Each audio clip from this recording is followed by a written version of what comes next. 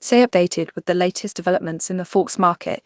Here's the most recent news from RobotFX. The HCOB Italy manufacturing PMI edged up to 48.1 in January 2026 from 47.9 in December, in line with market forecasts. The demand remained tepid as both new orders and exports experienced declines, albeit at a slower rate, indicating fragile market conditions and some order cancellations.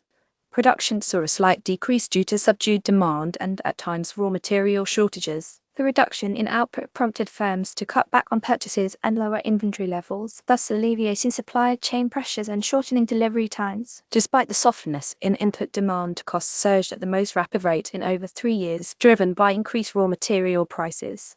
This forced manufacturers to hike their selling prices.